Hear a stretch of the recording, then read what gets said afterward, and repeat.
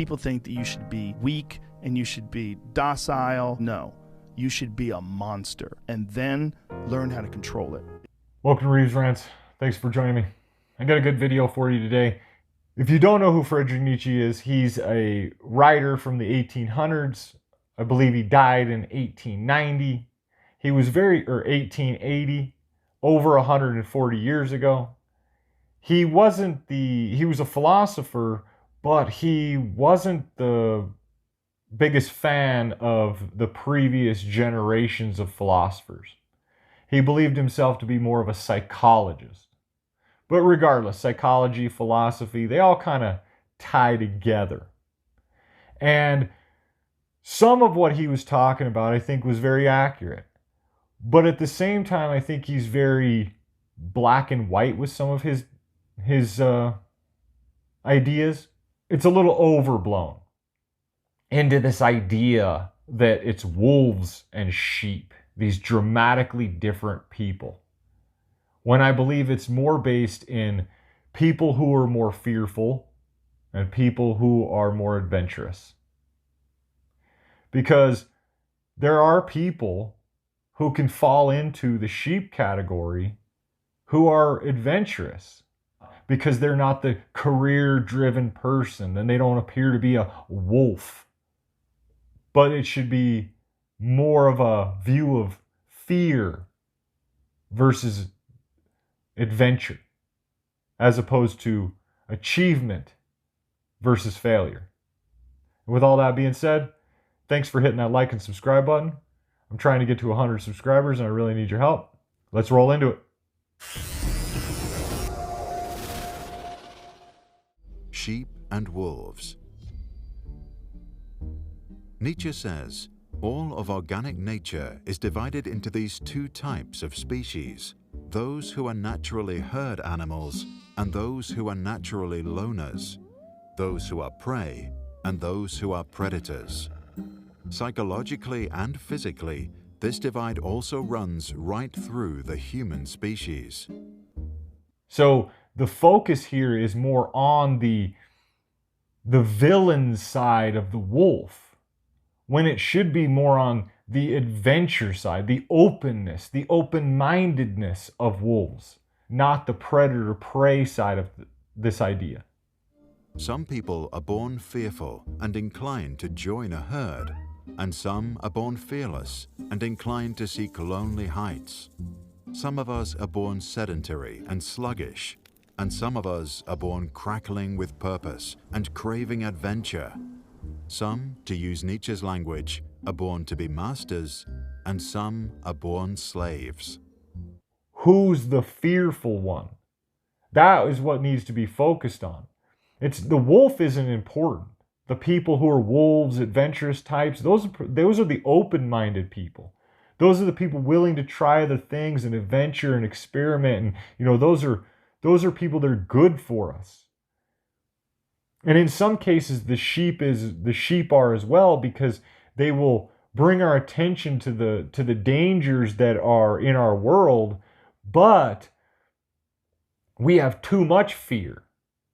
And we're allowing the fear to dominate us as human beings too much without questioning, why am I afraid of the dark? Are there really monsters? There is a brute biological fact here. Our traits are evolutionarily bred into us. Just as a sheep cannot help but be sheepish and a hawk cannot help but be hawkish, each of us inherits from our parents a long line of inbuilt traits. Again, this kind of extreme perspective gives no allowance for the fact that just because a naturally fearful person births a child doesn't mean that that child will be naturally fearful. But we're talking about personality differences that not all of it is given to us by our parents and the way that we're raised. Some of our personality is just born into us by us being a different person. But to say that a meek human will birth a meek human is not accurate. We see that plenty of meek humans birth strong-willed, strong backboned humans all the time. So the association isn't exactly accurate. Because yes, a hawk births a hawk, but hawks have specific instinctual natures. Our instinct isn't what is an overriding factor. Our thinking is our overriding factor and should be our overriding factor, not our instincts. This extreme viewpoint on people gets applied in the wrong way, as opposed to the acknowledgement of the fear-driven people, because they're the ones to be afraid of, for us to be afraid of, because they are irrationally afraid of the dark. The master types live by strength, creativity, and independence. They respect power, courage, risk-taking, even recklessness. It is natural for them to follow their own path no matter what, to rebel against social pressure and conformity. Even through the narration of this video, it's promoting conformity and more of a sheep mentality. Because if you notice the emphasis on the being afraid of the wolf, be afraid of the wolf, be afraid of the wolf, when the sheep is the fearful one, the one we should be afraid of, because of his irrational actions. They're the ones who just do exactly what they're told, and they're led to the slaughter just like sheep do. They are herd animals that are for the purpose of resources. They are not an instinctual animal that is meant to be the leader of any packs. So the association of fear that we should see in human beings is what's being overlooked. People act dangerously when they're fearful for no reason. And, by contrast, the slave types live in conformity.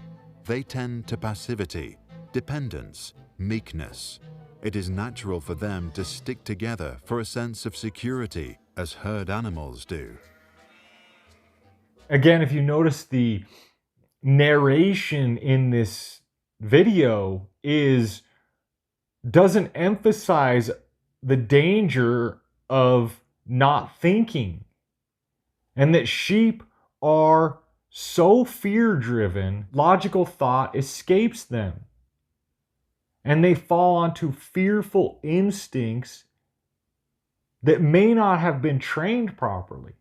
Fire extinguisher training is taught over and over and over again, because when a fire breaks out, you won't then be afraid and not know what to do.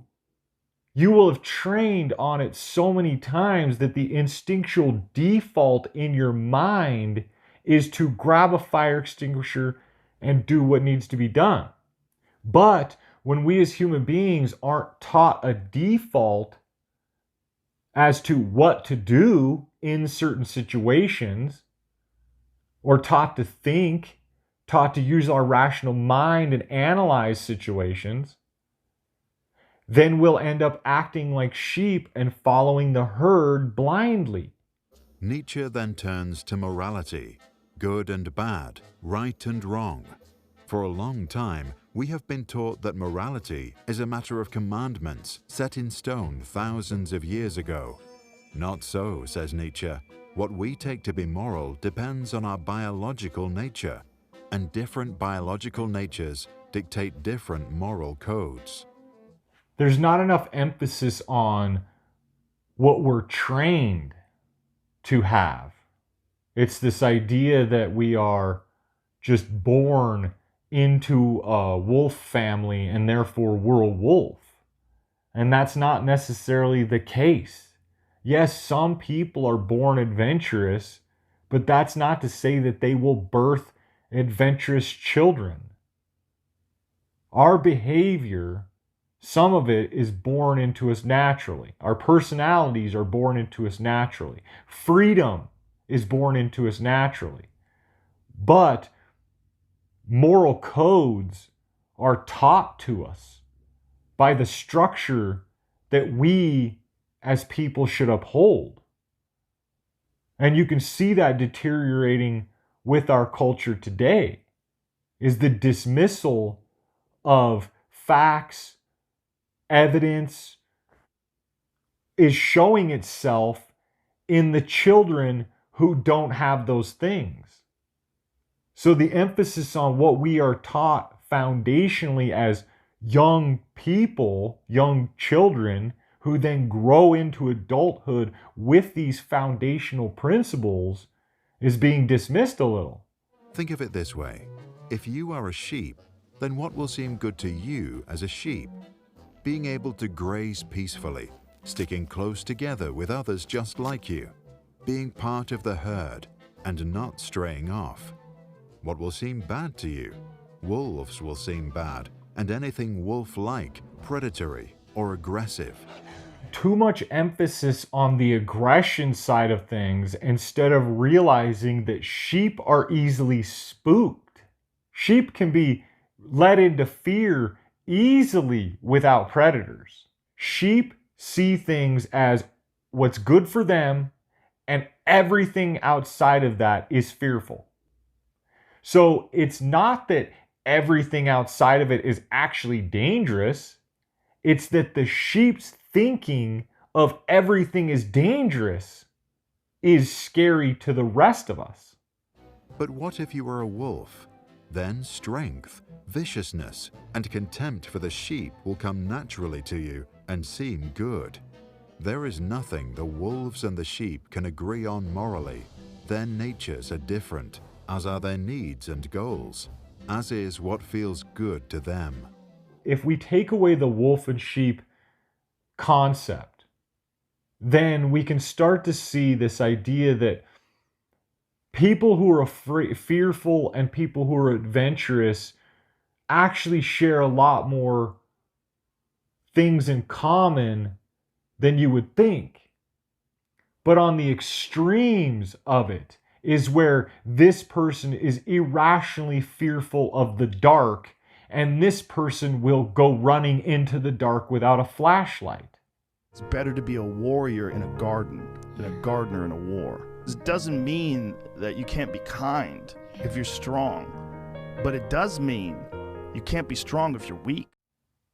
Those extremes should be more of the emphasis.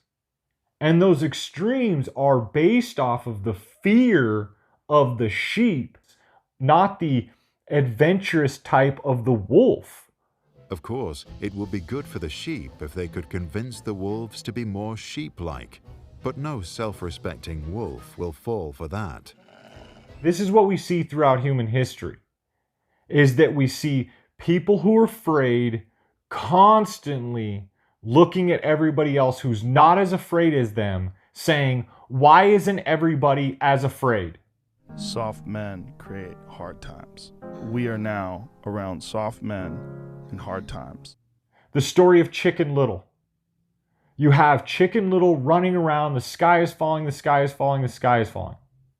Human beings have not advanced to the point where we are with landing rockets on barges in the middle of the ocean, thanks to Elon Musk, because we didn't do wolfish things. The sheep, fear-driven people are the people who are holding back human nature. They are holding back our ability as human beings to advance to a higher level. But to constantly, as human beings throughout history, fight against the fear. The fear, the fear, the fear. And then we eventually overcome it. Everyone said you couldn't fly. We couldn't fly, we couldn't fly, we couldn't fly. We fly.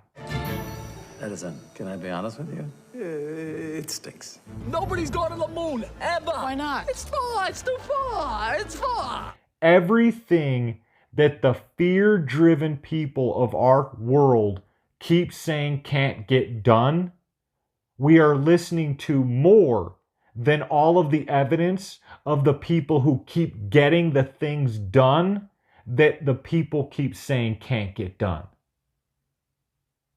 We need to make more of a negative example out of the sheep because they are holding us back as human beings. We're dismissing the fear that's being instilled into all of us and the limitations that we as human beings are putting upon ourselves because people who are irrationally afraid of the dark. With that being said, thanks for hitting that like and subscribe button. I'm trying to get to 100 subscribers and I really need your help. Thanks for watching. Later.